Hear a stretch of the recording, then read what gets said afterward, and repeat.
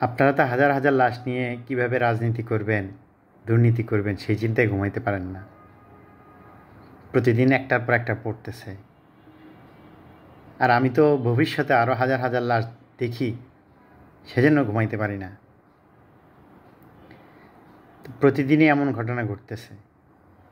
তো সামনে নির্বাচন যদি আসে, নির্বাচন যদি হয়, নির্বাচনের আগে, নির্বাচনের সময় এবং নির্বাচনের পরবর্তী সময় আরও কত হাজার হাজার লাশ পড়বে এটা জানি না।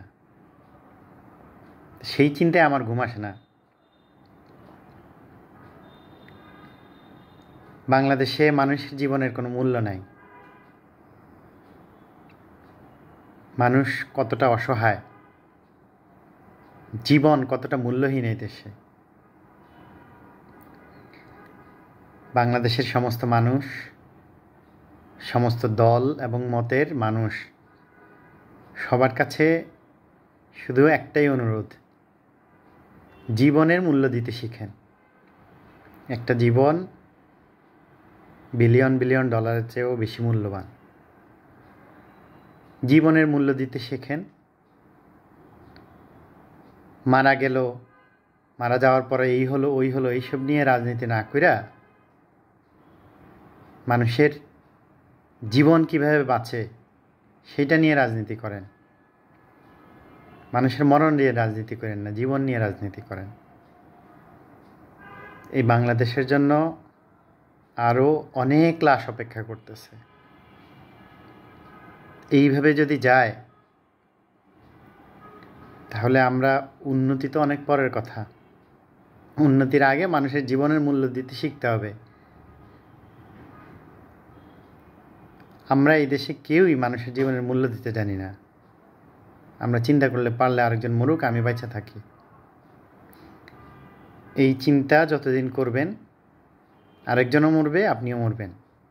তো এই চিন্তা থেকে বেরিয়ে আসতে হবে আমাদের। জীবনের মূল্য দিতে হবে। চিন্তা করতে হবে যে কালকে সকাল থেকে উঠে, ঘুম থেকে উঠে যেন দেখি এই দেশে আর একটা লাশও না পড়ে, একটা মানুষও না মরে। এই চিন্তার জায়গায় যতদিন আসতে না পারবেন ততদিন এই চিল্লাফাল্লা, এরে এইটা করো, ওরে এইটা করো, ওরে মারো, ওরে ধরো, এইসব চিন্তা করে নিজেও ভালো থাকতে পারবেন না, অন্যরাও ভালো থাকবে না। চিন্তা ভাবনা পরিবর্তন করেন, অভ্যাস পরিবর্তন করেন। এই লাশের উপর দিয়ে রাজনীতি, মানুষের রক্তের উপর দিয়ে রাজনীতি, মানুষের সম্পদের উপর দিয়ে রাজনীতি, এগুলো বন্ধ করেন দয়া করে। এগুলো বন্ধ না করলে এই দেশে কোনো দিন উন্নতি থাক দূরের কথা, মানুষের অধিকারও নিশ্চিত করতে পারবেন না। আমার যদি উদ্দেশ্যই থাকে যে মানুষের লাশ, রক্ত, মানুষের সম্পদ, এগুলোর উপর দিয়ে রাজনীতি করব, তাহলে আমি কিভাবে মানুষের অধিকার প্রতিষ্ঠা করব? এটা কখনো সম্ভব না। তো এটা কখনোই সম্ভব না। আগে মানুষের জীবনের মূল্য দিতে শেখেন, তারপরে অন্য সব করে উল্টায় ফেলেন।